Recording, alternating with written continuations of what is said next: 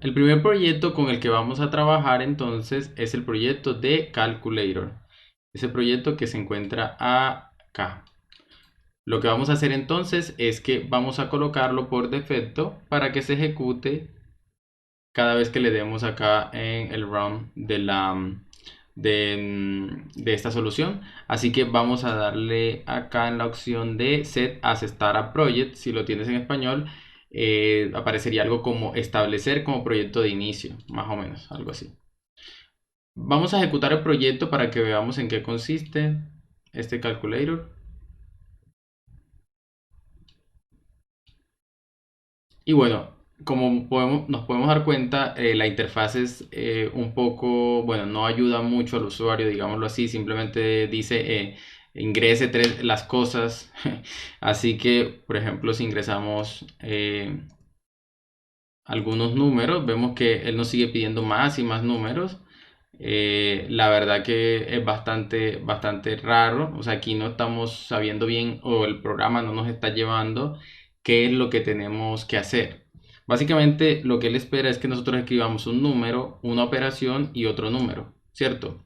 Y así de esta manera podemos ver que cuando le mandamos una operación completa entre dos números, ya sea la suma, la resta, la multiplicación, podemos ver que ya nos devuelve el resultado de esa operación. Y en esto consiste, digamos, este calculador. Así que lo primero que podemos ver y que debemos señalar es que es muy importante guiar al usuario cuando nosotros construimos un software. Nuestra interfaz debe guiar al usuario y decirle qué es lo que tiene que hacer de acuerdo a la situación en la que él se encuentre, de acuerdo al paso, a la interfaz, al módulo en el que se encuentre. Debemos poder ayudarle lo que más podamos. Realmente es algo que se ha venido mejorando cada vez más. Hace muchos años se utilizaban guías, formatos o documentos para que las personas entendieran cómo funcionara un software. Pero ahora el objetivo principal es que el software no necesite ningún tipo de documentación, sino que las personas se puedan guiar con él simplemente a través de los mensajes y de la interfaz que el software provee. Ok, perfecto. Vamos a hacer un análisis un poquito del código que tenemos acá. Como podemos dar cuenta, el código es bastante simple, son una aplicación de consola. Sin embargo, tiene algunos aspectos interesantes que vamos a ir analizando paso por paso. Si le quieres dar un ojo a este código completamente antes de que empecemos, hazlo. Yo de una vez voy a empezar a analizar los aspectos que son relevantes para nosotros en el término de refactoring, es decir, aspectos que no están bien o que se pueden mejorar. Lo primero que vemos acá es el tema de las variables. Esto es algo que yo resalto inmediatamente que veo. Lo primero, como se pueden dar cuenta, es que las variables tienen unos nombres que no son descriptivos, A, B y X. Esto no es una buena práctica. Siempre las variables deberían tener un nombre que describa qué se va a hacer con ellas o qué valor se está guardando en ellas. Eso es lo más importante. Eso nos va a ayudar a reducir la cantidad de comentarios que tenemos que escribir en nuestro código para poder explicar qué hace el código. Va a hacer que sea más intuitivo leerlo y entenderlo. Y otra cosa súper interesante que hay es que las variables están declaradas acá, pero no se están utilizando. Como podemos darnos cuenta, si nos acercamos, podemos ver que las variables están acá, pero se empiezan a utilizar aquí. Esto tampoco es una buena práctica.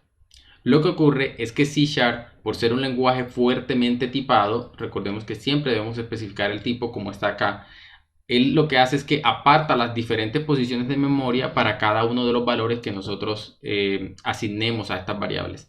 Y a pesar de que estas variables no tienen un valor asignado por defecto, digamos, desde el código, ellas sí se asignan un valor por defecto a través del compilador. Es decir, C Sharp por debajo le asigna un valor por defecto a todas estas variables teniendo en cuenta el tipo de que son. En este caso, como es double, le va a asignar el valor 0. Y ese valor va a estar en memoria sin ser utilizado y sin ser asignado a nada. Así que básicamente tendríamos esas posiciones de memoria ocupadas hasta que se cumpla esta condición de aquí y se empiece a utilizar esas variables. Así que esto es otra cosa muy importante que debemos resaltar. Debemos crear las variables justo en el momento que se necesiten. incluso aquí puedo resaltar algo muy importante, y es que C# es muy inteligente en la administración de memoria. Y dependiendo de cuánto vayan a durar las variables en el tiempo, puede escribir esas posiciones de memoria en una memoria temporal o en una memoria que va a durar mucho más en el tiempo.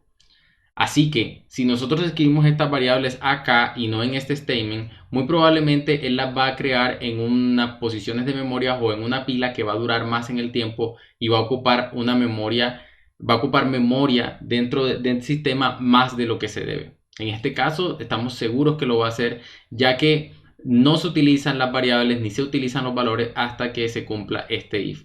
Así que algo a tener en cuenta y algo que debemos analizar siempre que estemos haciendo refactoring, y siempre que escribamos nuestro código recordemos que las variables se deben crear al momento de ser utilizadas.